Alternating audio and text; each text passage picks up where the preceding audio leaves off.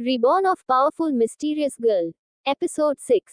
वो आदमी एक वेंटिलेशन के पास आता है जहाँ पे एक बच्चे को रखा गया था जो कि सिर्फ 7 या 8 साल का होगा। वो आदमी मशीन में देखता है तो डॉक्टर बोला, बॉस हमने इस वो डोज लगा दिया है लेकिन इसका ऑर्गन फेल हो गए हैं। उसकी बात सुन बॉस बोला, जो भी करना पड़े करी, मुझे किसी भी हालत में वो ड्रग्स चाहिए, आखिर उस बेच के मैं इस दुनिया सबसे पावरफुल इंसान बजाऊंगा। उसकी बात सुन एक साइंटिस्ट आगे आते हुए बोला, हमें इस रिसर्च को अगर सक्सेसफुल बनाने के लिए पावरफुल डॉक्टर को लाना होगा, वही हमारी उस काम को सक्सेसफुल करवा सकती है। अब आगे। उसकी बात सुन वो आदमी अपने होंठों पे एक डेविल मुस्कान लिए बोला, तुम चिंता मत करो, बहुत जल्द मैं उस डॉक्टर को ढूंढ लूंगा, उसके बाद मुझे इस दुनिया के राज करने से कोई नहीं रोक पाएगा। इसी के साथ उस पूरे लब में उस आदमी के हंसने की आवाज आती है। वही बाहर सेल में बंधे बच्चे जिनकी उम्र बहुत छोटी थी, एक लोग उस इंसान की हंसी सुन रो रहे थे। इंडिया में अगली सुबह स्नेहा जल्दी ही सो के उठ गई थी। वो अपने कमरे से निकल हॉल में आई, तभी उसकी नजर सोफे पे बैठी नित्य पे गई जो कि अपने हाथ में कुछ मैगजीन लिए हुए बैठी थी। स्नेहा अपने चेहरे पे झूठी मुस्कान लिए उसके पास गई और उसके सामने वाले सोफे पे बैठ गई और स्नेहा की तरफ मुस्कुराते हुए बोली, नित्य तुम क्या कर रही हो? उसकी बात सुन नित्य ने बिना उसकी तरफ देखे जवाब दिया, जॉगिंग कर रही हूँ, तुम भी करोगी? नित्य बिना किसी भाव के जवाब दिया। वही उसका उल्टा जवाब सुन स्नेहा उस घूरने लगी, फिर नित्य की तरफ देखते हुए अपनी आंखों में झूठी आंसू लाते हुए बोली, नित्य मुझे माफ कर दो, उस रात मुझे ऐसा नहीं करना चाहिए। मेरी वजह से उस दिन तुम्हारे ऊपर इतना बड़ा खतरा आ गया था, प्लीज नित्य मुझे माफ कर दो, मुझे समझ आ गया है मैंने उसी दिन जो कुछ भी किया था उसके लिए तुमने मुझे मार के बहुत अच्छा किया। लेकिन मैं क्या करती तुम ही सोचो, बचपन में जब मुझे गोद लिया गया था उस वक्त मैं छोटी थी, जिस कारण मुझे नहीं पता था कि मैं इस घर की रियल बेटी नहीं हूँ। और जब मुझे पता चला कि सिंघानिया परिवार की प्रिंसेस में नहीं कोई और है, मैं तो सिर्फ एक गोद ली हुई बेटी हूँ, तो मुझे कैसा लगा होगा। उस वक्त मैं बहुत ज्यादा डर गई और मॉम डैड भी तुम्हें सबसे ज्यादा अटेंशन देने लगे और मुझे तो वो लोग एक दिन में भूल गए। इसी जलन और गुस्से में मुझसे ये सब हो गया। और वो वीडियो जो तुमने होटल में देखा था मेरा और शान का, उस वक्त में बहुत ज्यादा नशे में थी जिस कारण मुझे समझ नहीं आया मैं क्या बोल रही हूँ, क्या कर रही हूँ।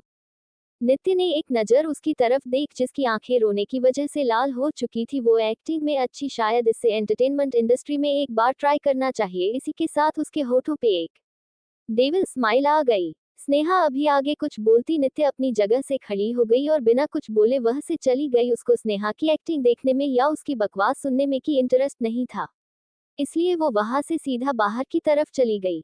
वही स्नेहा भी इसको जाते देख रही थी। उसके चेहरे पे एक हल्की मुस्कान थी जो कि नित्य के लिए सही नहीं था। नित्य जैसे ही सिंघानिया पैलेस से बाहर आए उसके सामने एक लड़का आके खड़ा हो गया। उसे देखते ही नित्य के एक्सप्रेशन ऐसे हो गए थे जैसे वो उस लड़के को अभी मार देगी, लेकिन फिर भी उसने अपने एक्सप्रेशन को छिपा लिया और अपने सामने खड़े लड़के को देखने लगी। उसके सामने इस वक्त यश खड़ा था जो कि उसको ही देख रहा था। इस बात से बेखबर दो जलती हुई आंखें उस पे ही बनी हुई थी। ये आंखें किसी और की नहीं बल्कि मोक्ष की थी जो कि अपनी कार में बैठा था, कब से नित्य के आने का इंतजार कर रहा था। जब उसने नित्य के सामने किसी लड़के को ऐसे अचानक उसका रास्ता रोकते देख उसके हाथों की मुट्ठी कस गई। नित्य यश को इग्नोर कर आगे जाने लगी कि तभी उस यश ने फिर से उसके रास्ते को रोकते हुए बोला, नित्य तुमने मुझे पहचान में? यश हम उस दिन मिले थे। नित्य ने सीधा जवाब दिया, नहीं मुझे याद नहीं है और अब मेरा रास्ता छोड़ो। उसकी बात सुन यश का चेहरा कला पड़ गया था। उसने उम्मीद नहीं की थी कि नित्य कुछ ऐसा जवाब देगी। अब उसको समझ नहीं आ रहा था कि वो क्या बोले।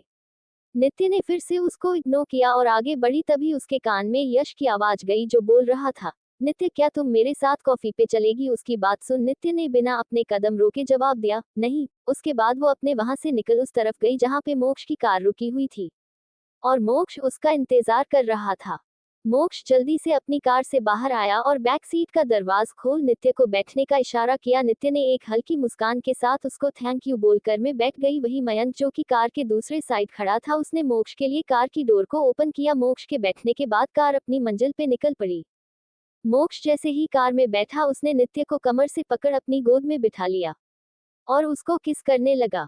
वही उसके इस एक्शन से बेचारा मयंक तो सदमे चला गई। उसको सड़क पे गड़ा भी दिखाई नहीं दिया और कार के हल्की सी लड़खड़ा गई।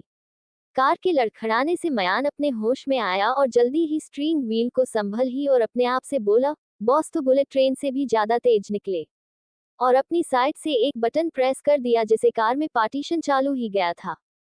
जिसे देख मयंक ने चैन की सांस ली और बोला, किसी ने सच ही कहा, प्यार अच्छे अच्छों का दिमाग खराब कर देता है। अभी बॉस को देख लो, कार में एक अच्छा खास सिंगल इंसान बैठा है और ये महासे है कि उसकी के सामने रोमांस कर रहे हैं। हाय री मेरी सिंगल जिंदगी कब आए मेरे सपने की रानी, बेचारा इस बात से अनजान कि अभी सिंगल है तो खुश है, जब ये मिंगल होगा तो रोज एक नया तूफान देखेगा। ये बोलकर मिंगल होके फंस गया। यार अच्छा खास था सिंगल। वही यश उनकी कार को जाते देख अपने हाथों को मुट्ठी कसते हुए बोला, नित्य चाहे जो हो जाए मैं तुम्हें मोक्ष के करीब नहीं जाने दूंगा, क्योंकि मोक्ष हमेशा से स्नेहा का था और मैं अपना वादा जरूर निभाऊंगा, फिर उसके लिए मुझे तुमसे शादी भी क्यों न करना पड़े। याद सोच तो ऐसे रहा जैसे उसका वादा पूरा हो ही जाएगा मोक्ष के रहते। यश सिंघानिया पैलेस में चला जाता है, तभी उसकी नजर स्नेहा पे जाती है जो कि राधिका जी के साथ बात कर रही थी। स्नेहा को इस रूप में देख यश का धड़कना ही भूल गया था। बचपन का प्यार थी स्नेहा उसका, जिसे वो आज तक अपने दिल से नहीं निकाल पाया था। लेकिन फिर जल्दी ही उससे नजर हटा। वो राधिका जी के पास आके उनके पैर को छू लेता है और बोला, आंटी आप कैसी है। उसकी बात सुन राधिका जी बोली, बेटा मैं तो एकदम ठीक हूँ। तभी यश अपने चेहरे ले परेशान के भाव लिए बोला, आंटी मुझे नित्य ने बताया था कि दादाजी और दादी माँ का एक्सीडेंट हो गया था। आई एम सॉरी, मैं कल सुबह सुबह मुंबई से बाहर चला गया था, इसलिए मैं कल नहीं आ पाया था। वैसे आंटी अंकल और रक्षित ब्रा किधर है। यश की बातें और सवाल सुन रद्दी जी बोली, बेटा वो लोग हॉस्पिटल गए हुए हैं अपने दादाजी और दादी माँ से मिलने के लिए। ठीक है आंटी, वैसे आंटी नित्य कहाँ है, दिखाई नहीं दे रही है।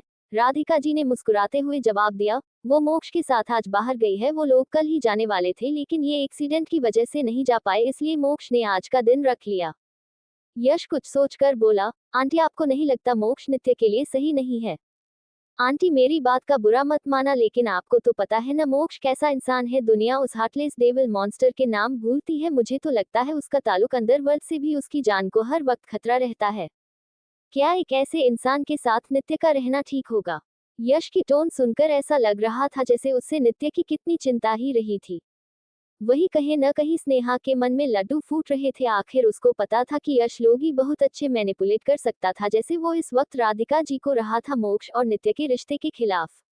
यश अपनी बात को आगे बढ़ते हुए बोला, आंटी नित्य अभी अभी इस घर में आई क्या हो। अगर मोक्ष के साथ रहते हुए किसी ने उसे किडनैप कर लिया, ऐसी बहुत सी प्रोबेबिलिटी है ना आंटी। इसका मतलब साफ है कि नित्य को हमेशा डर के जीना होगा। आंटी मुझे लगता है आपको इस बारे में नित्य से बात करनी चाहिए और मोक्ष से भी, क्योंकि आंटी फ्यूचर किसी नहीं भी नहीं देखा है। उसकी बात सुन राधिका जी कैसे सोच में चली जाती है। फिर वो यश की तरफ देखते हुए बोली, तुम्हें नित्य की इतनी चिंता क्यों हो रही है। यश अपनी नजर को इधर उधर करने लगता है, फिर बोला, आंटी मुझे चलना चाहिए, मैं तो बस यहाँ के आपको मोक्ष के लिए बताने आया था कि मोक्ष नित्य के लिए सही है। राधिका जी अपने सवाल को फिर से दोहराया तो स्नेहा ने आगे आते हुए जवाब दिया, यश बता दो मॉम को अपने मन की बात, आखिर उन्हें भी तो पता चलना चाहिए ना। उसने बात सुन यश ने अपना सर हिला दिया और बोला, आज से 1 साल पहले मैंने नित्य को अम्यूजमेंट पार्क में देखा। मैं तभी से उससे प्यार करने लगा था, लेकिन मेरी खराब किस्मत में उस दिन नित्या से नहीं मिल पाया। और जब मैंने उस दिन नित्य को सिंघानिया पैलेस में देखा तो तब मुझे पता चला कि सिंघानिया परिवार की प्रिंसेस है। मेरे दिल में एक बार फिर से उसके लिए प्यार जाग उठा, जिसे मैंने इतने साल तक अपने अंदर दबा रखा था। हाँ माँ, यश सच बोल रहा है। उसने मुझे नित्य की तब की फोटो भी दिखाई, इसी के साथ वो उसके सामने एक फोटो कर देती है। ये फोटो स्नेहा ने तब ली थी जब वो मिश के साथ एम्यूजमेंट कर गई थी। राधिका जी ने स्नेहा के हाथ से फोटो ले ली और उससे देखने लगी। नित्य उनकी प्यारी बेटी थी, इसलिए वो मोक्ष से बात करने का सोचती है। आखिर मोक्ष भी उनके लिए उनके बेटे जैसा था, इसलिए वो बस यश की समीपत्य नजर कस देख सकती थी। उन्होंने ने यश के कंधे पे हाथ रखते हुए जवाब दिया, बेटा अगर तुम पहले आ गए होते तो शायद मैं तुम्हारी शादी नित्य से करवा देती, लेकिन अब नित्य मोक्ष की मंगेतर है और मैं इस बारे में नित्य से बात करूंगी। उनकी बात सुन स्नेहा और यश दिनों खुश हो जाते हैं। हॉस्पिटल में रक्षित और ऋषभ जी रात से 12 जग रहे थे ताकि वो अपने पेरेंट्स और दादा दादी का ख्याल रख सके। रक्षित अभी बैठा हुआ था और अपने लैपटॉप पे काम कर रहा था कि तभी एक हाथ उसके सामने कॉफी लेकर खड़ा हो गया। उसने अपनी नजर ऊपर किया और सामने पायल को देख हल्का मुस्कुरा देता है। पता नहीं क्यों, लेकिन पायल को देखते ही उसको अपनी सारी टेंशन खत्म होती हुई से महसूस हुआ। उसने उसके हाथ से कॉफी ले ली और उसको अपने पास बैठने का इशारा किया था। पायल के भाई का वार्ड और दादी माँ का वार्ड एक दूसरे के बगल में था।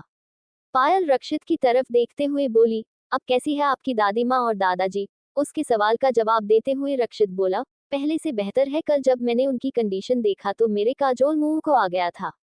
मुझे डर था कि अगर उन्हें कुछ ही गया तो मैं क्या करूंगा, मैं कैसे अपनी माँ को संभालूंगा। जब डॉक्टर बोले दादाजी की सर्जरी डॉक्टर नी के अलावा कोई नहीं कर सकता तो मैं और घबरा गया था, क्योंकि डॉक्टर नी कल तक मैंने भी नहीं देखा था, लेकिन कल मुझे पता चला मेरी बहन ही डॉक्टर नी है। उसकी बात सुन पायल मुस्कुरा दी और बोली, कोई बात नहीं, ऐसा होता। तभी रक्षित ने उसको एक सवाल किया, अच्छा ये बात कि नित्य जो कि इतनी फेमस डॉक्टर है उसने अपनी रियल आइडेंटिटी सबसे छुपाती क्यों है। उसका सवाल सुन पायल बोली, अगर आप सक्सेस की सीढ़ी पे चढ़ते हो और उसी सीढ़ी पे आपको कोई ऐसा मिले जो आपके सक्सेस का गलत फायदा उठाने की कोशिश करे तो आप क्या करोगे। डॉक्टर नी सिर्फ एक डॉक्टर ही नहीं बल्कि दुनिया की सबसे बड़ी साइंटिस्ट में से एक है जिन्हें कुछ लोग अपने फायदे के लिए ढूंढ रहे हैं।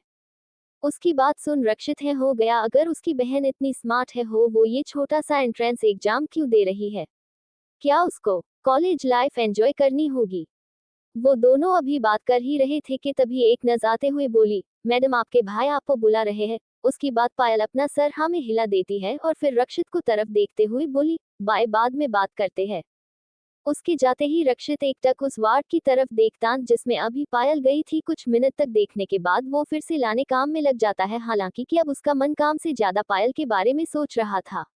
इसलिए वो अपना लैपटॉप बंद कर अपने सर बेंच से टिका कर आंखें बंद कर लेता है, लेकिन फिर अगले ही पल खोल लेता है क्योंकि उसको पायल का चेहरा मजारा आने लगा था।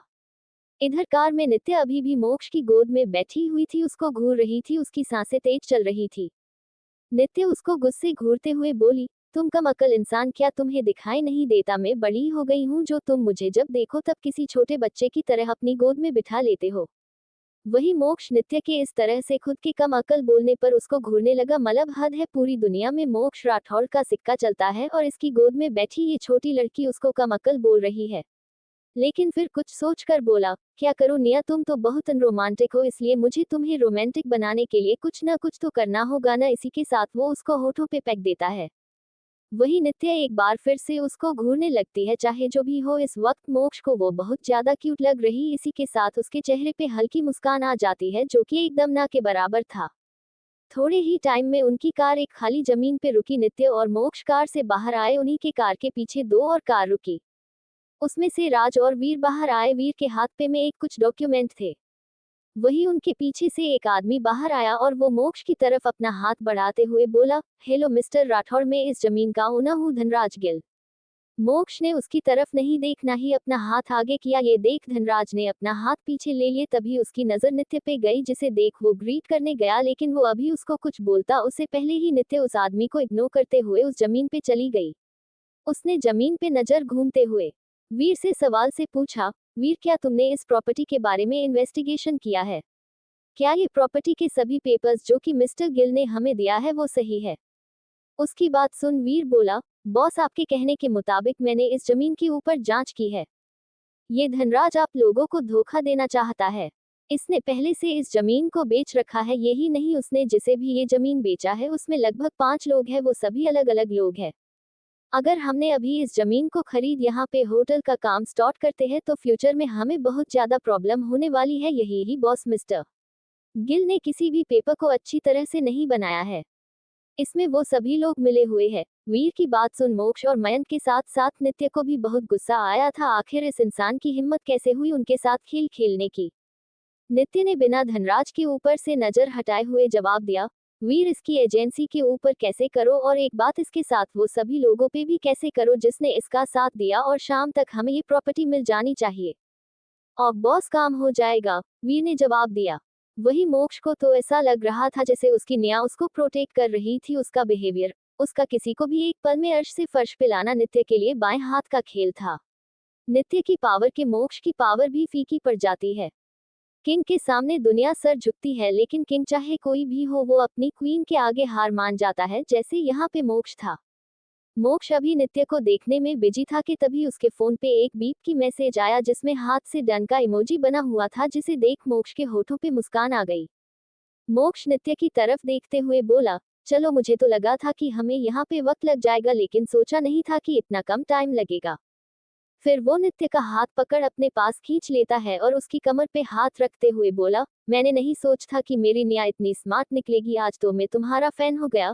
वही बेचारा वीर अपना मुंह खोले बस मोक्ष और नित्य को देख रहा था और खुद से राज वाला डायलॉग बोला, अरे ये बॉस इस इंसान को मार क्यों नहीं रही, इसकी जिम्मा कैसे हुई बॉस को छूने की। इसी के साथ वो जल्दी से आगे जाता है और नित्य को मोक्ष से अलग कर अपने पीछे कर लेता है और बोला, बॉस आप चित मत करो, मेरे होते हुए कोई आपको छू नहीं सकता है।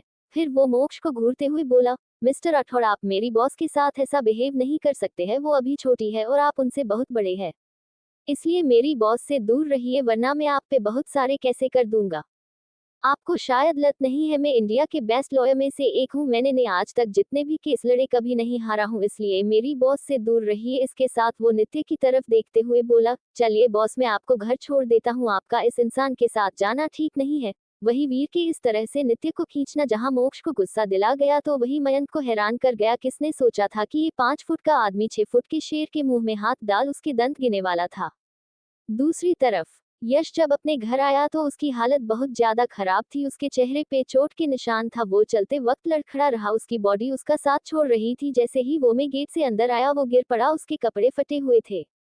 वही गार्ड जन किसी भिखरी जैसे इंसान को अंदर आते देखते हैं तो उसके पास जाते हुए बोले, ए भिखरी तू यहाँ क्या कर रहा है, चल उठ यहाँ से। उसकी बात सुन यश ने घूरते हुए उस गार्ड को देख और अपने दांत पिसते हुए बोला, हाउ डरे यू, तुम्हारी हिम्मत कैसे हुई मुझे भिखरी कहने की। उसके बाद वो कुछ समय पहले की सोच में चल जाता है, जब वो नित्य के घर से बाहर निकलकर स्नेहा को अपना प्लान समझा रहा था।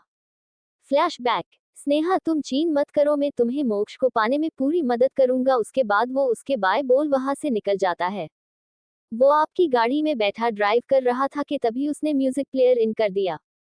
तभी म्यूजिक प्लेयर से एक गाने की आवाज आई, मुकाबला सॉन्ग प्ले होने लगा था कि अचानक इन ब्लैक वन ने उसको ओवरटेक किया और फिर वन को यश के गाड़ी के सामने झड़ा कर दिया, जिसे देख यश ने एक झटके में ब्रेक मार देता है और अपनी कार से बाहर निकल गुस्से से बोला, तुम्हारी हिम्मत कैसे हुई ये काम करने की। तभी वो गुंडे बिना कुछ बोले एक बोरी को यश के सिर के ऊपर रख उसको पकड़ लेते हैं और इसी के साथ वह पे किसके चिल्लाने की आवाज गूंज उठी तो किसी मरने की आवाज आ रही थी। यश चिल्लाते हुए बोला, ये क्या कर रहे हो तुम, कौन हो तुम लोग मुझे मार क्यों रहे हो। लेकिन वो आदमी कुछ नहीं बोलते हैं, आज उसको बिना शॉप और शैम्पू के धो रहे थे। लगभग आधे घंटे बाद वो लोग यश से दूर हुए और उसको वार्निंग देते हुए बोले, अगली बार से किसी की गर्लफ्रेंड वाइफ या फिर फियांसे के ऊपर नजर डाली तो तुम्हारी हालत इससे भी बुरा होगा। वही यश अपनी गाड़ी से टिक के बैठ गया और लंबी लंबी सांस लेने लगा था। उसको अभी भी समझ नहीं आ रहा था कि आखिर उसके साथ हुआ तो हुआ क्या। यश अभी सदमे में था ही को तभी उसको गाड़ियों का हॉर्न सुनाई दिया, जिसे वो जल्दी ही अपने होश में आया और इधर उधर देखने लगा और फिर अपनी कार में अपने दर्द को सहते हुए बैठ गया कि अचानक ही रास्ते में उसकी कार भी पंचर हो गई। अब वो वहां से अपने घर तक पैदल रास्ता तय करने लगा। फ्लैशबैक एंड वही अब उसकी नजर एक बार फिर से अपने सामने गार्ड्स पे गई जो उसे ही देख रहे थे। उनकी आंखों में मजाक के भाव थे कि तभी इतना शोरगुल की आवाज सुन यश की मॉम गेट से बाहर आई तो उन्होंने देखा कि गार्ड्स किसी भिखारी से बहस कर रहे थे। वो जल्दी से उस तरफ गई, उन्होंने ने एक नजर सामने खड़े इंसान को देखा और फिर अपने गार्ड से बोली, अरे कामचोरों, अगर ये भिखारी यहाँ से नहीं जा रहा तो उसको धक्के मार के बाहर निकाली, तुम्हारे सामने तो ये किसी हवा की तरह है। वो अभी बोल ही थी कि यश जिसे लगा था उसकी माँ उसको पहचान लेगी। वो बोला, मॉम ये आप कैसी बात कर रही है, आप अपने बेटे के साथ ऐसा कैसे कर सकती है। उसकी आवाज सुन यश की मॉम ने हैरानी से बोली, बेटा ये तुम हो। फिर परेशान होते हुए उसको सहारा दिया और अपने हस्बैंड को आवाज देते हुए बोली, ए जी अरे कहाँ मर गए, देखो हमारे बेटे के साथ क्या हो गया है। वही अपनी पत्नी की आवाज सुन यश के पापा भी बाहर आए और बिन उनकी तरफ देखे बोले, ऐसे कौन सा पहाड़ टूट पड़ा कि जो तुम मुझे मारन पे तुल गई हो। ये देखो यश को, क्या आप जल्दी से आके मेरी मदद करो ना। उनकी बात सुन अब यश के पापा की नजर उनकी तरफ गई। जब उन्होंने अपने बेटे को इस हालत में देखा तो वो जल्दी से उसके पास जाले उसको दूसरे कंधे से सहारा देने लगे। वो उसको इसी तरफ सहारा देते हुए अंदर लेकर गए और यश को संभल कर सोफे बैठा दिया। ये अभी भी दर्द से कराह रहा था। वहीं उसकी माँ उसके बगल में बैठे एक सर्वेंट से फर्स्ट एड बांस मंगवा उसको दवा लगने लगी। तभी उसके डैड ने उस सवाल किया, तुम्हारी ऐसी हालत किसने की, मुझे बातों में उस इंसान को भी छोड़ूंगा। उसकी बात सुन यश बोला, डैड मुझे नहीं पता, मैं तो घर आ रहा अचानक ही एक कार ने मेरी कार को ओवरटेक कर लिए और उसमें कुछ लोगों बाहर निकल कर मेरी ऐसी हालत कर दिया। उसकी बात सुन उसके डैड ने उसको कंज्यूरिंग नजरों से देखते हुए बोले, इसका मतलब है तुम अपना कार ड्राइव कर रहे और किसी ने तुम्हें बिना किसी वजह के ढोल की तरह बजा दिया, क्यों है। यश ने उनकी बात सुन अपना सर हाँ में हिला। जहां उस वक्त पूरा परिवार ये सोच रहा था कि यश के साथ ऐसा कौन कर सकता, तो वही उनसे कहीं दूर अपनी कार में बैठा मोक्ष उसकी पीते हुए वीडियो देख रहा था। आखिर उसने सुबह उसकी निया का रास्ता जो रोक था। उसके होठों पे डेविल स्माइल थी और चेहरे पे यश की हालत को देख सुकून उसने फिर से किसी को का किया और बोला, आज का काम तुम्हें बहुत अच्छा किया। अब जब भी तुम्हें गुस्सा या फ्रस्ट्रेशन हो उसे उस लड़के पे उतरना। एक बात याद रखना, उसको तुम्हें तभी मरना है जब वो सिंघानिया पैलेस से अपने घर जाए, ताकि अगली बार वो सिंघानिया पैलेस जाने से डरे। उसके मन में डर बिठा दो। उसकी बात सुन दूसरी तरफ से वो आदमी मुस्कुराते हुए बोला, काम हो जाएगा बॉस। उसके बाद वो कुछ काम की बात करते हैं। थोड़े टाइम बाद जब मोक्ष की कार एक रेस्टोरेंट के बाहर रुकी, उसने अपना सर घुमा के देखा तो नित्य उसके कंधे पे सो रही थी। वही उसके हाथ नित्य के सर पे उसके बाल को सहला रहे थे, जिसे देख उसने मयंक को ऑर्डर दिया और बोला, कार को मेरे विला लेकर चलो। मयंक ने रियर व्यू मिरर से एक नजर मोक्ष को देखा, जो कि प्यार से नित्य को देख रहा था। उसकी आंखों में नित्य के लिए बेपनाह प्यार और जुनून था। उसने भी सुबह यश को नित्य का रास्ता रोके हुए देखा था। अरबी बाद जो कार का टेम्पररी गिरा उसे उसकी सांसें हल्क में आ चुकी थी। उसके बॉस लेडी बॉस को लेकर किस हद तक पागल है ये उसे पता था। बॉस जहां लेडीबस के सामने एक भीगी बिल्ली बनते हैं, वही माफिया ने उनका क्रूर से क्रूर रूप देखा था। अपनी सोच में गुम ड्राइविंग कर रहा मयंक अपने होश में अपने फोन की रिंगटोन से आया। उसने अपने फोन पे फ्लैश हो रहे नाम को देख और कॉल पिक किए। दूसरी तरफ वाले इंसान की बात सुन उसने रहते की सांस ली और फिर मोक्ष की तरफ देखते हुए बोला, बॉस उन दोनों लड़कों का पता चल गया है। उसकी बात सुन मोक्ष, जो अब तक उस नित्य को प्यार से देख रहा, उसके चेहरा पे एक अलग ही जुनून आने लगा। उसने अपने कंधे पे रखे नित्य के चेहरे को देखते हुए बहुत ही जुनून के साथ अपने मन में बोला, तुम्हें देखने का, तुम्हें छूने है सिर्फ मेरा है। तुम सिर्फ मेरा प्यार नहीं, मेरा पागल हो, मेरा जुनून हो। वक्त के साथ प्यार कम हो सकता है, लेकिन जुनून और पागलपन नहीं। और उन लोगों ने तो तुम्हें गंदी निगाहों से देखा है, उनका तो मैं वो हाल करूंगा कि इस जन्म में चाहे मर जाए, लेकिन अगले जन्म में बाप का वो लोग तो मर्द भी बनने से डरेंगे। इस वक्त उनकी आंखों में जुनून था और चेहरे पे डरावन भाव थे। वो एक साइको से कम नहीं लग रहा था, जिसे सिर्फ नित्य ने अलावा किसी से फर्क नहीं पड़ता था। मोक्ष ने मयंक की तरफ बिना देखे बोला, उन्हें जल्द से जल्द बेसमेंट में शिफ्ट करो। एक बात और उसके बाद वो मयंक को कुछ इंस्ट्रक्शन देने लगा, जिसे सुन आज मयंक को भी मोक्ष से डर लगने लगा था। उसके माथे पे पसीने की बूंदें झलक रही थी। उसने अपने आप ने ही कहा, बॉस इतने करेल कैसे हो सकते हैं। थोड़े ही टाइम में उनकी कार एक विला के सामने रुक। आज पहली बार था जब नित्य इतने टाइम तक और इतनी बेखफरी से सो रही थी। उसको अपने आसपास का कोई खबर नहीं था। मोक्ष ने धीरे से नित्य को अपनी बाहों में उठा लेकर से बाहर आता है। इस वक्त उसके नित्य के लिए बहुत प्यार और सॉफ्टनेस था। मोक्ष नित्य को अपनी बाहों में लिए अंदर की तरफ जाने लगा। विला के दोनों साइड हरा भरा गर्दन था। बीच में दो बच्चे की मूर्ति थी, जिनकी पीठ पे पंख लगे थे, हाथ में पोट लेकर खड़े थे और उस पोट से अपनी नीचे फाउंटेन में गिर रहा था। वो नजर बहुत सुंदर था। ये विला पूरा व्हाइट इटालियन मार्बल से बना हुआ था। वो जगह किसी स्वर्ग से कम नहीं था। मोक्ष जब विला के अंदर इंटर किया तो सभी सर्वेंट्स की नजर मोक्ष की बाहों में नित्य को देख हैरान थे। ये पहली बार था जब मोक्ष इस विला में अपने साथ किसी लड़की को लेकर आया था। उसने आज तक यहाँ पे अपने परिवार को भी आने नहीं दिया था। अभी सब लोग हैरानी से उन दोनों को ही देख रहे थे कि तभी मोक्ष ने अपनी कोल्ड आवाज में लेकिन धीरे से बोला, लगता है तुम लोगों को सैलरी बिना रीजन की मिलती है, क्यों है ना। उसको बात सुन सभी सर्वेंट अपने अपने काम में लग जाते हैं। मोक्ष नित्य को लेकर सीधा एक रूम में चला जाता है और उसे वह पे रखे किंग साइज बेड पे लेटा देता है और प्यार से उसके माथे को चूम लेता है। उसके बाद वो कमरे से बाहर आ जाता है और सीधा हॉल में चला जाता है और सर्वेंट को कुछ इंस्ट्रक्शन देने के बाद वो वापस नित्य के कमरे में चला जाता है। जब वो कमरे में इंटर करता है तो उसकी नजर नित्य पे रुक सी जाती है। इस वक्त व्हाइट कंबल से ढकी हुई नित्य किसी स्लीपिंग ब्यूटी की तरह देख रही थी। मोक्ष धीमे कदमों से चलते हुए उसके पास जाता है और उसको एक तक देखने लगता है। फिर कुछ सोचकर वो नित्य के बगल में लेट जाता है और उसका एक हाथ पकड़ उसके साथ खेलने लगता है। फिर उसको अपनी कलार पे रख देता है। उसने गाड़ी तरफ देख, जहां इस वक्त 12 बज रहे थे। नित्य किसी भी वक्त उठ सकती थी, इसलिए उसने अपनी आंखें बंद कर ली और एक हाथ से नित्य के कमर को पकड़ लिया। लगभग आधे घंटे बाद ही नित्य ने धीरे धीरे अपनी आंखें खोली। उसकी नजर सबसे एफिल सीलिंग पे गई, जहां पे उसकी एक तस्वीर को लगाया गया था। उसे देख वो हैरान हो गई। अचानक ही उसको अपने कमर कुछ भरी से चीज का दबाव महसूस हुआ, जिसे उसकी आंखें पल भर में ही खुल गई। उसने अपनी नजर नीचे करके देखा तो उसे अपनी कमर पे किसी के हाथ नजर आया। उसने उस हाथ को देखते हुए अपने बगल में देखा, जहां पे इस वक्त मोक्ष लेटा हुआ था। उसके आंखों बंद थी, उसकी गनी पलके, उसके परफेक्ट फीचर, वो इस वक्त उसे और भी हैंडसम लग रहा था। नित्य को एहसास नहीं था कि वो कब से उसको देखे जा रही थी।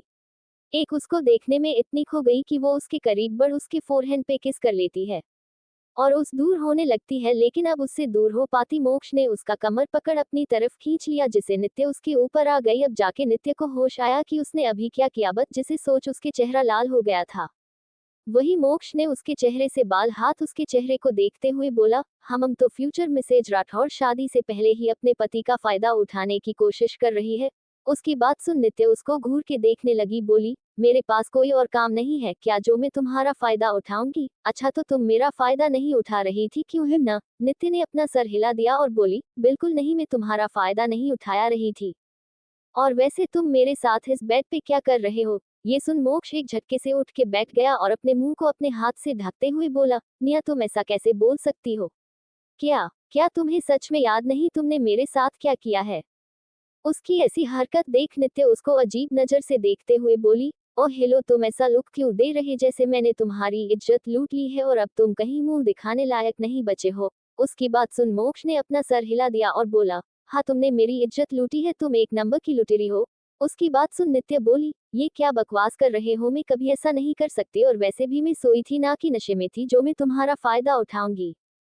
आए बाड़े, मुझे क्या तुमने छोटी बच्ची समझ रखा है?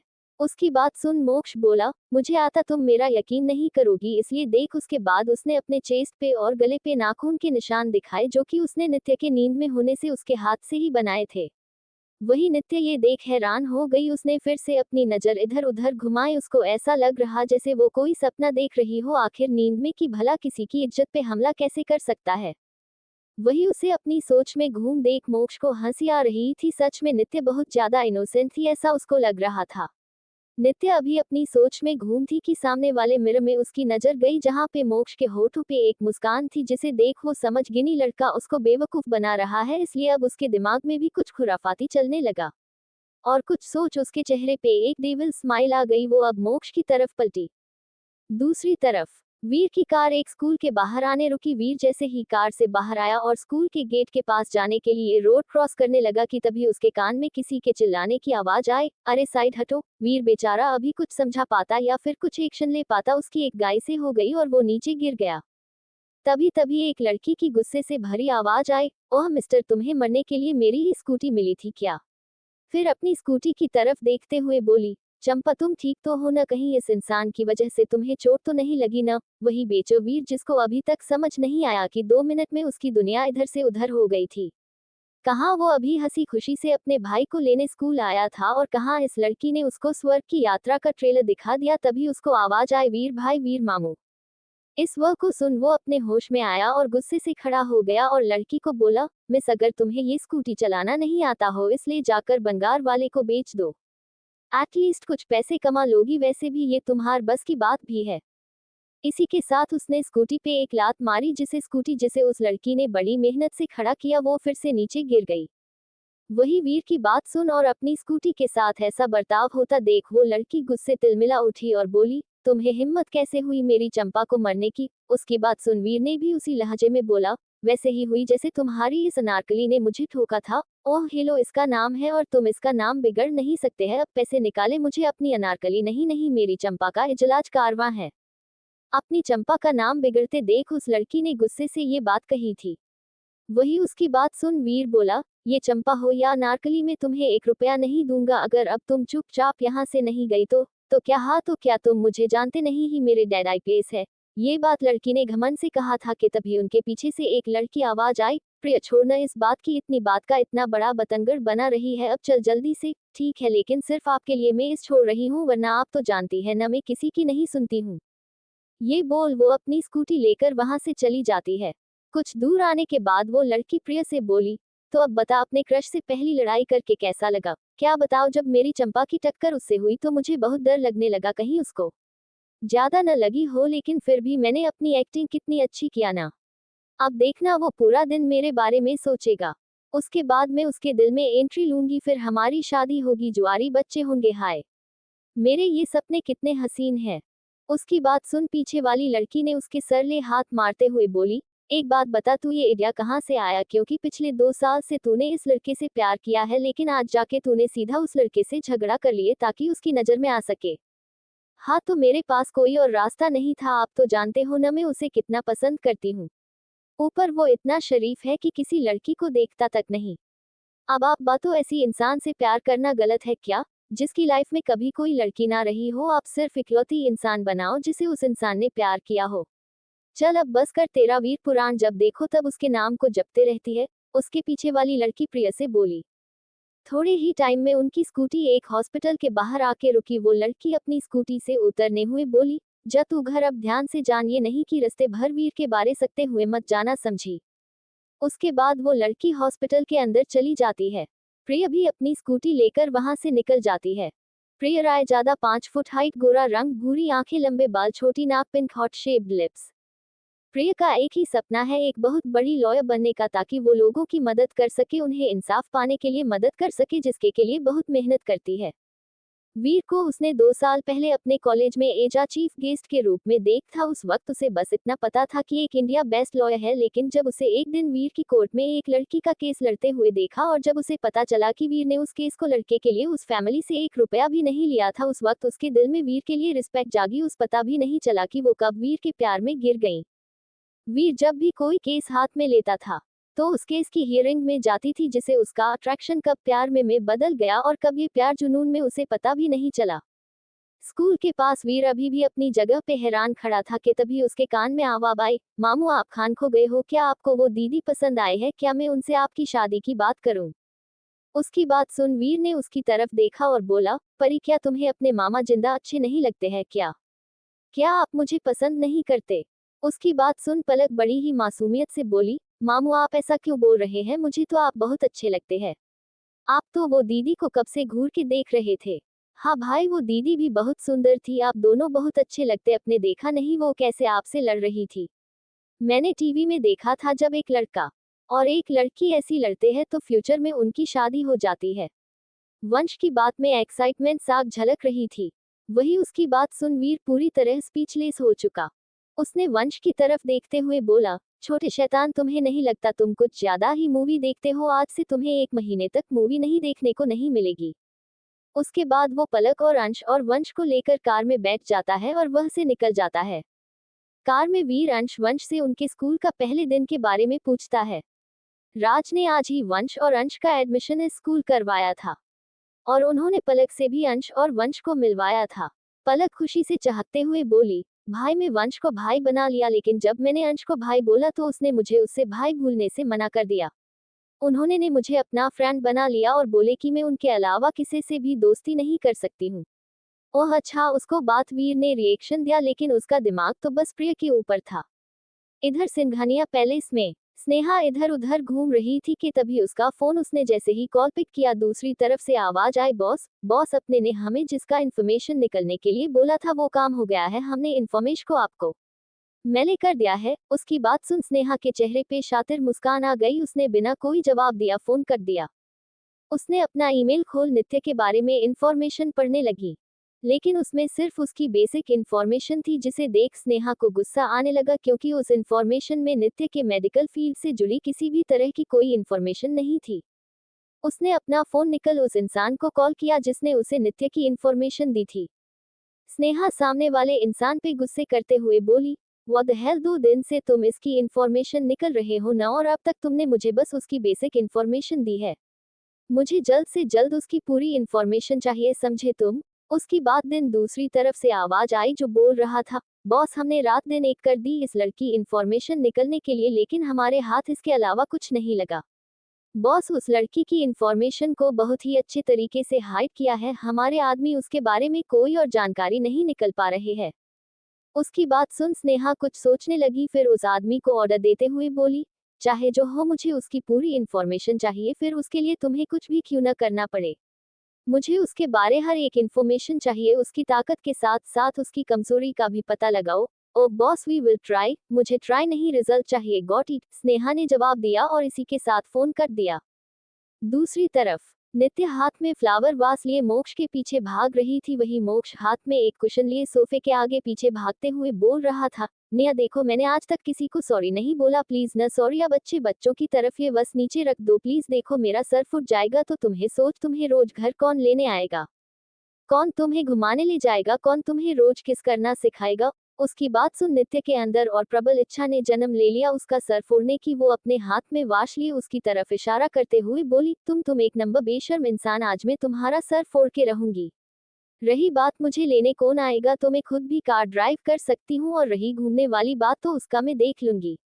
फिलहाल मुझे तुम्हारे इस ठरकी दिमाग को चेक करने दो कि इसमें भरा क्या है।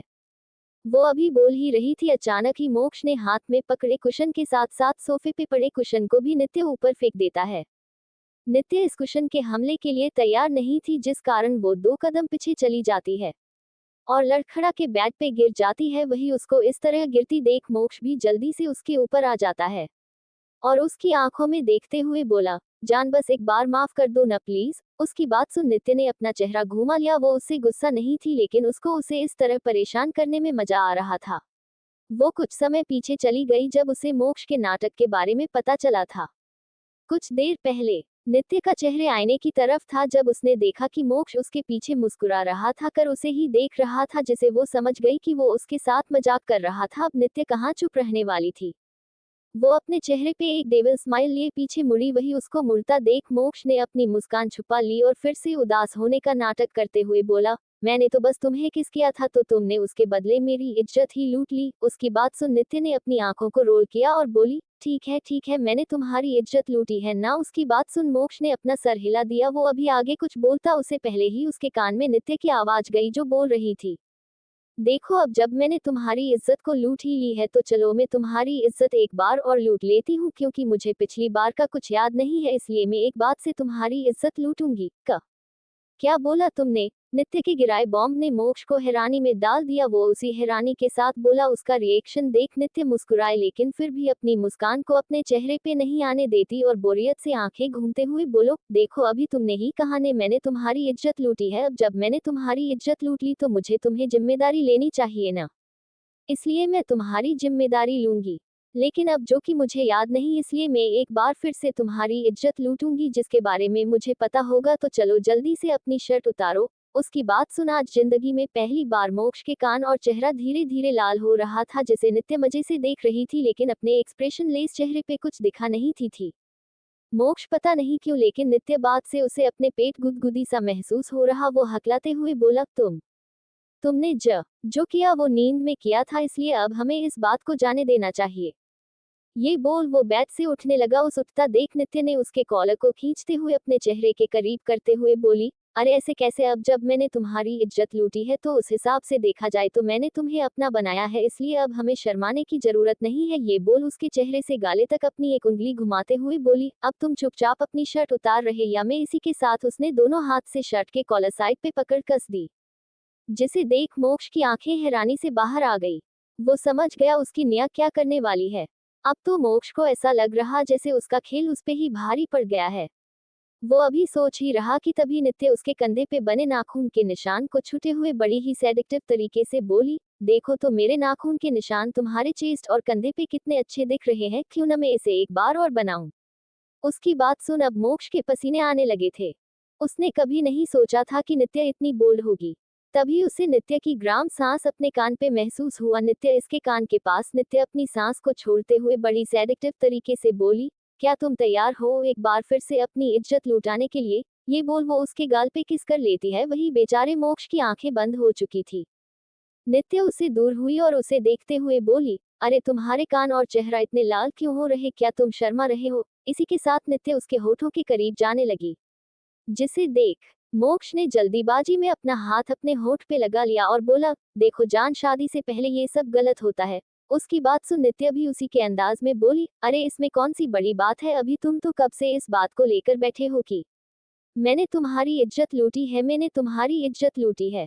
अब जब हमारे बीच सब कुछ हो गया तो अब शर्म कैसी, मैं एक बार फिर से तुम्हारी इज्जत लूट लेती हूँ, क्योंकि उस वक्त मैंने नींद में ये सब किया, अब होशो आवाज में करूंगी। उसकी बात सुन मोक्ष को अब और बर्दाश्त नहीं होता। वो थोड़ा चिढ़ते हुए बोला, बस करो निया, तुमने मेरी कोई इज्जत विज्जत नहीं लूटी है, मैं तो बस तुम्हारे साथ मजाक कर था और तुम।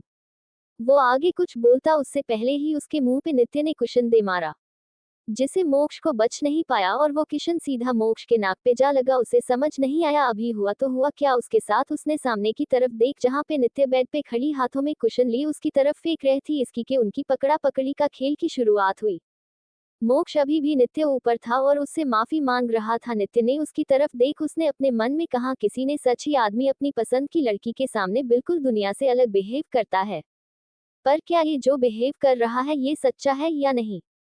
नित्य की आंखों के अचानक एक चेहरा आया। उस आदमी का चेहरा पूरा खून से लटपट था। उसके आसपास बहुत सारे गुंडे घेरे खड़े थे। वहीं उनसे थोड़ी दूर पे खड़ी नित्य ये सब देख रही। उसने भले उस आदमी का चेहरा नहीं देखा था लेकिन उसकी वो हेजल आंखें जो कि अपने सामने इतने सारे आदमियों को अपने सामने देख भी बिल्कुल नहीं डरी थी। तभी नित्य मोक्ष की आवाज से बाहर आई जो बोल था, निया तुम बार बार कहाँ खो जा रही हो, प्लीज न माफ कर दो। वैसे भी देख बहुत टाइम हो गया, तुमने अपनी नींद के कारण कुछ खाया भी नहीं है। जाओ जल्दी से फ्रेश होकर आओ, हम पहले लंच करेंगे उसके बाद रोमांस, ठीक है। एक बार फिर से रोमांस नाम सू। नित्य ने उसके कंधे पे धक्का देते हुए बोली, अरे ओ ठरकी इंसान, ठरक करने के भी कोई लिमिट हो तो अब हटो मेरे ऊपर से, वार्न में तुम्हें धक्का दे दूंगी। उसकी बात सुन मोक्ष ने व्यंग किया, क्या मजाक कर रही, मेरा वजन तुमसे से बहुत ज्यादा है, तुम मेरे आगे एक छोटी बच्ची हो और तुम मुझसे धक्का दोगी, तुम मुझे 1 इंच भी हिला नहीं सकती। उसकी बात सुन नित्य ने अब कुछ जवाब नहीं दिया बल्कि अपने दोनों हाथ को मोक्ष के कंधे पे रख और उसे एक बार में ही पुश किया जिससे मोक्ष धर्राम की आवाज के साथ फर्श पे गिर गया। वो फिर से हैरान हो गया, आखिर ये लड़की क्या थी, इसके पास इतनी ताकत आई कहाँ से। लगता है मुझे मेरी ससुर जी से ही पूछना पड़ेगा कि उन्होंने सासू माँ को निया के समय क्या खिलाया था, फिर मैं भी वही अपनी निया को भी खिलाऊंगा जिसे मेरे बच्चे भी इसके जैसे ही ताकतवर होंगे। मोक्ष को शायद ख्याल नहीं था कि वो वक्त अपने आप से क्या बकवास कर रहा था। जहां इस वक्त मोक्ष और नित्य दुनिया से बेखबर एक दूसरे के साथ हंसी मजाक के कुछ पल जी रहे थे तो वही दुनिया के एक कोन में एक अंधेरे कमरे में फिर से एक लड़की की आवाज गूंज रही थी। थोड़े ही बाद वह से वो आदमी बाहर आया और उसके पीछे लड़की डेड बॉडी भी। वो लड़का वहां से सीधा लैब में चल गया और वह के साइंटिस्ट से पूछा, क्या रिजल्ट है, बहरा घंटा हो गया है। उसकी बात सुन डॉक्टर बोला, बॉस वो बच्चा मर गया, उसके ऊपर इस ड्रग्स का असर हुआ था लेकिन वो सिर्फ आधे घंटे लिए था। आधे घंटे के लिए उसका दिमाग और शरीर बहुत ही ताकतवर ही हो गया था लेकिन आधे घंटे बाद उसके लड़के बॉडी पैरालाइज हुई, फिर उसका दिमाग की नसें फट गई। उसकी बात सुन उस आदमी ने जवाब दिया, काम चालू रखो, मुझे इसका रिजल्ट चाहिए, जब तक रिजल्ट नहीं मिलता तब तक तुम लोग अपनी फैमिली से मिल भी सकते हैं। और एक बात, अब डोज सिर्फ बच्चों को ही बल्कि इन लड़कियों के ऊपर भी ट्राई करो, समझ गए ना। उसकी बात सुन सबने अपना सर हिला दिया। वो आदमी उस लब से निकल एक और जगह जाता है, वह पे कुछ लोगों को बांध के रखा गया था। वो आदमी वह रखे चेयर पे बैठ जाता है और अपने सामने देखता है जहाँ पे इस वक्त एक आदमी को जंजीर से बांध के रखा गया था। वो आदमी जंजीर से बंधे आदमी से बोला, टच टच, तुम कब तक यह मेरी कैद में रहना चाहते हो, जो मैं पूछ रहा हूँ उसके बारे में मुझे बात दो ना, आखिर कहाँ गई वो, कहाँ छिप कर बैठी है। तुझे पता है न, मुझे धोखेबाज लोग पसंद नहीं है, उसने मुझे धोखा दिया है, मैंने उस पे भरोसा किया और उसने क्या किया, वो औरत वो फॉर्मूला लेकर भाग गई, उसके साथ साथ उसने वो ड्रग्स को चुरा लिया जो कि हम कब से बना रहे, सिर्फ वही थी जिसने इससे पूरा किया था। और जब उसे मुझे देने की बारी तो वो भाग गई। उसकी बात सुन सामने जंजीर में बंधा इंसान बोला, अच्छा हुआ वो चली गई, वरन तू अब तक इस दुनिया को नर्क बना देता है। तुझे भी पता है जो ड्रग तू बना रहा है वो इंसान को खत्म करने की ताकत रखता है, इसलिए तो उसने ये कदम उठाया था। और देख वो कितनी चालक निकलो, वो यहाँ से गई तो गई, वो ड्रग्स भी ले गई और उसका फॉर्मूला भी। ये बोल वो जंजीर से बांध आदमी हंसने लगा। वहीं उसके सामने चेयर पे बैठ इंसान उसकी हंसी देख गुस्से से भर उठा। वो अपनी जगह से खड़ा हुआ और जिस चेयर पे वो अभी तक बैठ उसकी को उठा उस आदमी के ऊपर दे मारा, जिसे वो आदमी के सर खून निकल आया, उसके बावजूद वो हंस रहा था। वही वो आदमी उस गया से बाहर आया, तभी उसके पास उसका आदमी आया और बोला, बॉस हमें उस औरत के बारे में पता चल गया है। उसकी बात सुन सामने वाला इंसान मुस्कुरा तो वही जंजीर वाला इंसान में मुस्कान गायब हुई। लेकिन आगे की बात सुन वो फिर से हंस पड़ा, क्योंकि वो आदमी ने आगे कहा, बॉस उस औरत का 3 साल पहले ही एक्सीडेंट हो गया था जिसमें उसका पूरा परिवार मर गया, सिर्फ बेटी बची थी, उसे भी किसी लड़की ने बचाया है। उसकी बात सुन जंजीर वाला आदमी बोला, अब तुम क्या करोगे, वो तो मर गई, उसके साथ साथ तुम्हारा वो ड्रग्स और वो फॉर्मूला भी तुम्हारे हाथ से चल गया। ये बोल वो जंजीर वाला आए हंसे लगा। बॉस ने अपने आदमी लास्ट लाइन को दोहराया, लड़की ने बचाया है उस धोखेबाज औरत की बेटी को, इंटरेस्टिंग, वेरी इंटरेस्टिंग। फिर अपनी बात को कंटिन्यू करते बोला, भोला आजकल के समय बिना फायदे के कोई भी किसी की मदद नहीं करता, जाओ और उस लड़की को ढूंढो, मुझे धोखेबाज औरत की बेटी भी चाहिए। ओके बॉस, ये बोल भोला वहां से निकल गया। वही वो बॉस जंजीर वाले आदमी के पास आते हुए बैठ गया और बोला, चल मुझे वो धोखेबाज औरत तो नहीं मिली, लेकिन मुझे वो फॉर्मूला जरूर मिलेगा जिसे लेकर वो यहाँ से भागी थी। फिर वो अपने हाथ में चाकू की नोक देखते हुए बोला, तू ने तो मुझे उस औरत की खबर दी नहीं, अब जब खबर मिली है तो बहुत ज्यादा नेगेटिव बातें बोल रहा है। यू नो ना, I hate negative thoughts so keep silence. इसी के साथ वो आदमी हाथ में पकड़ चाकू से जहीर वाले आदमी जबड़ा पकड़ उसको जुबान काट देता है और बोला, मैं तुम्हें तब तक नहीं मरूंगा जब तक मेरा काम पूरा नहीं आ जाता है। उसके बाद वो एक आदमी को बुला के उसे ऑर्डर देता है, जाओ और डॉक्टर को लेकर आओ जो इसका इलाज करे, मैं नहीं चाहता मेरा मकसद पूरा होने से पहले ये मरे। आज नित्य और स्नेहा का एंट्रेंस एग्जाम का दिन था। नित्य और स्नेहा सिंघानिया घर गेट के पास खड़े थे। राधिका जी हाथ में दही शक्कर लेते हुए दोनों खिला देती है और दोनों के माथे पे किस करते हुए बोली, ऑल द बेस्ट। उनकी बात सुन स्नेहा उनके गले लगते हुए बोली, थैंक्स मॉम। नित्य भी उनके दूसरी साइड से गले लगते हुए उन्हें थैंक्स बोलती है। नित्य और स्नेहा एक दूसरे के लिए अपनी नफरत सामने नहीं दिखाते थे। नित्य अपनी माँ को दुखी नहीं देख सकती थी, वही स्नेहा इस घर में रहकर अपना मकसद पूरा करना चाहती थी, जिस वजह से उसे सबके सामने नित्य के साथ एक अच्छी बहन बन के रहना पड़ रहा था। उसके बाद वो लोग उन्हें बाहर तक छोड़ने आते हैं। वही स्नेहा ने नित्य की तरफ देखते हुए बोली, नित्य दी आज आप मेरे साथ चलो, वैसे भी रक्षित भाई हमें छोड़ने जाने वाले हैं।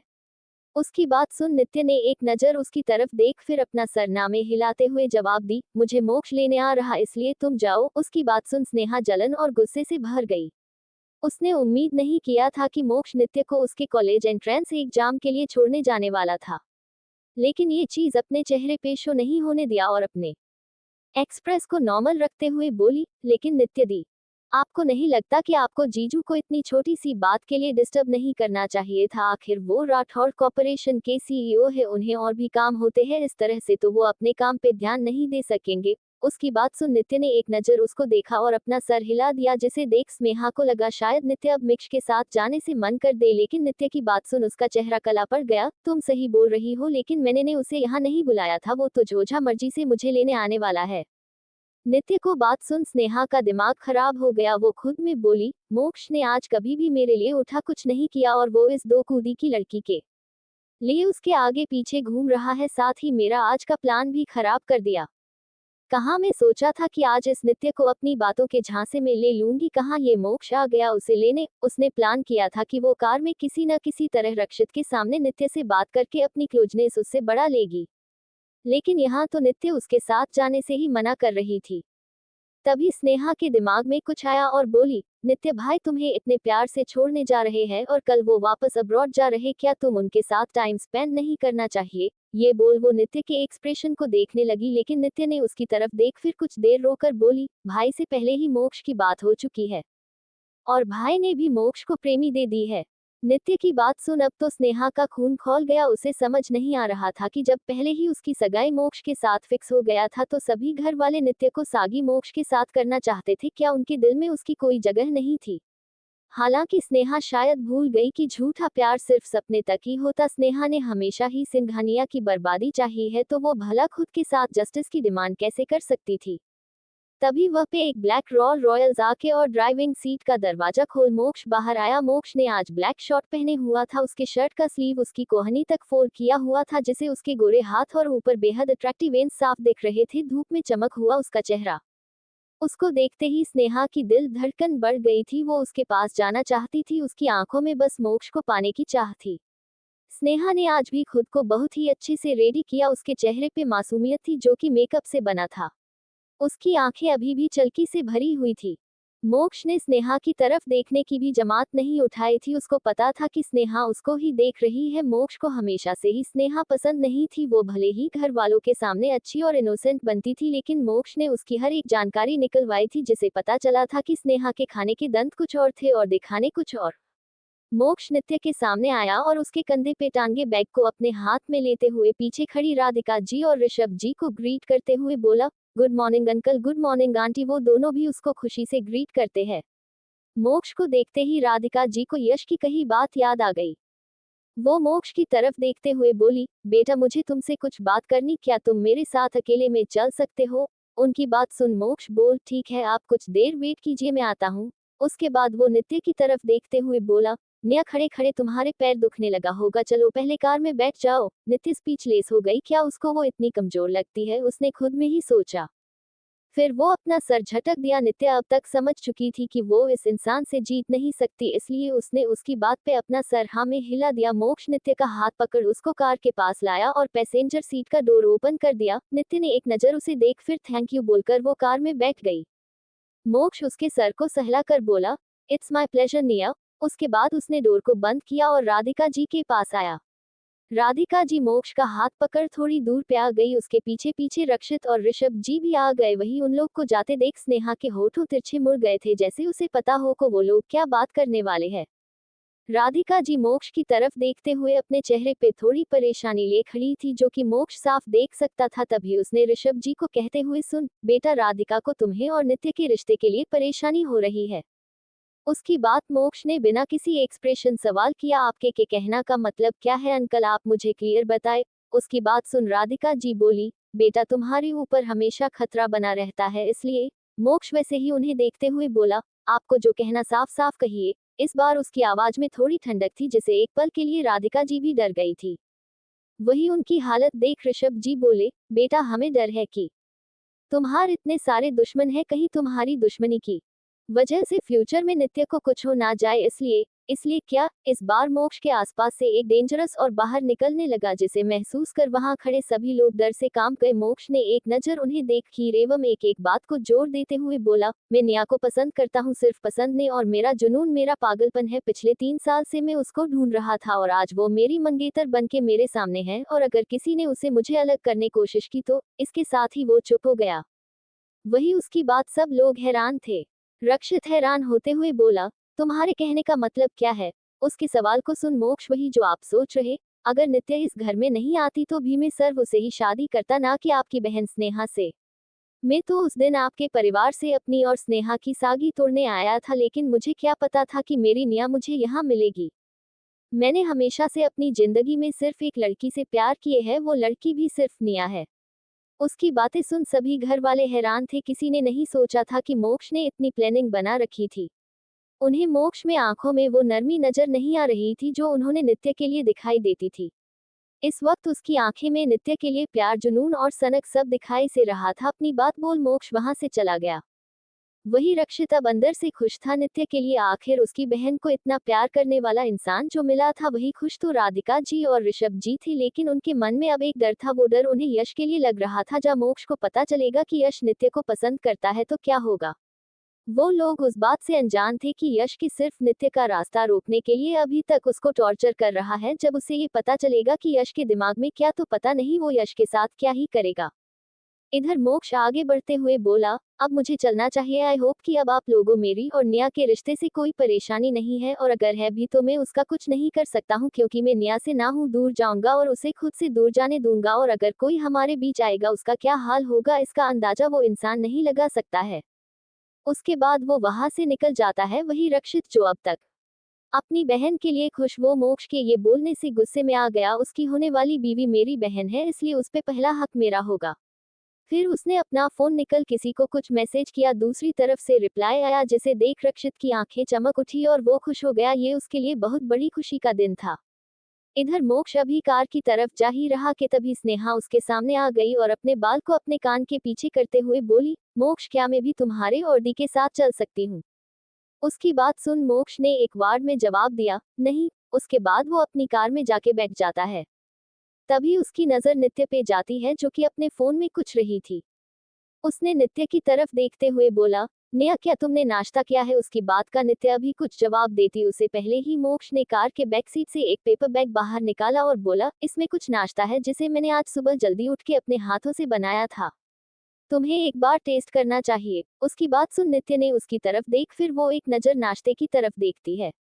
उसे मोक्ष का अफेक्शन और उसके एफर्ट साफ दिखाई दे रहा था, जिसे उसके दिल में एक अलग खुशी हो रही थी। नित्य जिसका पेट भर हुआ था, उसने मोक्ष दिए हुए नाश्ते के पेपर को खोल के उसमें से एक टिफिन बॉक्स निकल उसे खोल के देखी तो उसमें रोस्ट सैंडविच था। जिस देख वो मुस्कुराए और चुपचाप सैंडविच खाने ही वाली की थी उसकी नजर मोक्ष पे। उसने उस सैंडविच को हाफ में तोड़कर मोक्ष के मुंह की तरफ बढ़ा दी। वही मोक्ष ने जब उसके हाथ में सैंडविच का हाफ पीस देख तो उसके नजर नित्य पे चली गई। उसने उसके हाथ से है सैंडविच का बाइट लिए कार को स्टार्ट कर वहां से निकल गया। उसके जाती कार को देख स्नेहा को बहुत गुस्सा आ रहा था कि तभी उसके सामने भी कार आके रुकी। उसने जैसे ही डोर को ओपन किया, इसके सामने आशीष का चेहरा आ गया। उसने उसकी तरफ देखते हुए प्यार से बोली, भाई मुझे ये रक्षित ब्रो छोड़ने जाने वाले थे न। उसकी बात सुन आशीष बोला, हाँ वो आ रहा थे लेकिन उन्हें ऑफिस जाना पड़ा, वह कुछ काम पड़ गया इसलिए वो वहां चले गए। उसकी बात सुन स्नेहा को बहुत तेज गुस्सा आया था। वो आज ये सच कर बैठी, या तो वो नित्य को मोक्ष के खौफ कर देगी या फिर रक्षित को, जो कि नित्य को सपोर्ट करते थे। इसलिए उसे उन लोगों को उससे दूर रखना था, लेकिन आज वो काम नहीं हो पाया। इसलिए स्नेहा गुस्से में थी और वो कार का बैक सीट खोल उसमें बैठ गई। वही आशीष उसको देख तिरछा मुस्कुरा दिया और कार को स्टार्ट कर सेंटर की तरफ चल दिया। इधर रक्षित हॉस्पिटल आया था अपने दादा और दादी से मिलने के लिए। तभी उसकी नजर पायल पे चली गई, जिसे देख उसके दिल ही दिल में बहुत खुशी हुई और वो उसके पास चला गया। पायल अपने भाई को व्हील चेयर पे बैठा के उसे कुछ बात कर रही थी। तभी उसका भाई बोला, दी आज तो आपका एंट्रेंस एग्जाम है ना। उसके सवाल को सुन पायल ने अपना सर हिला दिया। तभी उसका भाई बोला, तो आप एग्जाम देने क्यों नहीं जा रहे हो। उसकी बात सुन पायल बोली, छोटे अगर मैं चली जाएंगी तो तुम्हारे साथ यहाँ और कौन रहेगा, इसलिए मैं नेक्स्ट ईयर से फिर से अपनी पढ़ाई कंटिन्यू करूंगी। वैसे भी मेरे लिए तुमसे ज्यादा जरूरी कुछ नहीं है। उस बात उसका भाई मायूस हो गया और बोला, दी सॉरी, मेरी वजह से आपकी पढ़ाई छूट रही, मैं आपकी कोई मदद नहीं कर पा रहा। उसकी बात सुन पायल उसके सर पे हल्के से चपत मारते हुए बोली, तुम ये कैसी बातें कर रहे हो। मॉम डैड के बाद परिवार के नाम पे सिर्फ तुम हो मेरे पास। अगर तुम्हारे लिए मुझे अपनी पढ़ाई तो क्या, अगर खुद भी कुर्बान होना पड़े तो मैं पीछे थोड़ी रहूंगी। उसकी बात सुन उसका भाई मुंह बनाते हुए बोला, दीदी आप स्टार प्लस कम देखा करो, पता नहीं कौन से सीरियल का डायलॉग मार रही हो। वैसे नित्य दी कब आने वाली है। आज एग्जाम के बाद वो आएगी। अच्छा ठीक है, फिर आप मुझे जल्दी से रीड कर दो, मुझे उनसे मिलना है। उसकी बात सुन पायल अपनी आंखों को छोटा करते हुए बोली, तुम छोटे बदमाश। वो अभी आगे कुछ बोलती उस पहले ही उसको पीछे से किसी की आवाज आती है। पायल पीछे पलट के देखती तो सामने रक्षित खड़ा था, जिसे देख ऐसा लग रहा था जैसे वो कब से वह खड़ा था। उसने पायल की तरफ देखते हुए बोला, पायल तुम अब तक यहाँ हो, तुम्हारा भी तो एंट्रेंस एग्जाम होगा ना। उसकी बात सुन पायल अपन सर हिला देती है, फिर लेकिन मैं वो एग्जाम अगले साल दे दूंगी। उसकी बात सुन रक्षित बोला, क्यों। तो पायल बोली, क्योंकि मुझे मेरे छोटे का ख्याल रखना है। अगर मैं एग्जाम देने चली जाऊंगी तो छोटे यह अकेला ही जाएगा। उसकी बात सुन रक्षित बोला, एकम काम करो, तुम छोटे को मेरी दादी माँ के पास छोड़ दो। उसकी बात सुन पायल बोली, नहीं ऐसा नहीं कर सकती हूँ, इस आपकी दादी को परेशानी होगी। उसकी बात सुन रक्षित झट से बोला, नहीं योग, वैसे भी 3 घंटे की ही तो बात है, और वैसे भी मैं अभी ऑफिस जा रहा हूँ। दादी भी ठीक अब ठीक है, इसलिए उन्हें हॉस्पिटल में बोर होने लगी। तुम्हारे भाई के उसके पास होने से उनका भी मन लगा रहेगा और तुम्हें भाई को भी दिक्कत नहीं होगी। उसकी बात सुन पाया कुछ सोचने लगी थी तो वही उसके छोटे भाई का चेहरा खुशी से खिल उठा। वो पे की तरफ देखत हुए बोला, दी क्या आप इन्हें जानती है। उसकी बात पायल बोली, हाँ ये नित्य के बड़े भाई है। उसकी बात सुन छोटे बोला, दी मुझे लगता है आपको इनकी बात मान लेनी चाहिए, मैं भी चाहता हूँ कि आप अपनी इस एग्जाम को दो। उसकी बात सुन पायल सोच में पड़ गई। उसने एक नजर अपने भाई को देख उसकी आंखों में एक उम्मीद थी वही, फिर उसने रक्षित की तरफ देख जो कि आंखों से ही उसको सांत्वना दे रहा। फाइनली पायल ने अपने भाई से बोली, ठीक है छोटे, मैं सिर्फ तुम्हारी वजह से जा रही हूँ, लेकिन अगर मेरी गैर मौजूदगी में तुमने मेडिसिन को स्किप किया है तो देख लेना। उसकी बात सुन उसका भाई अपने चेहरे पे मुश्क लिए बोला, प्रॉमिस में दावा स्किप नहीं करूंगा, अब आप बेफिक्र होके जाओ और एग्जाम दो। उसकी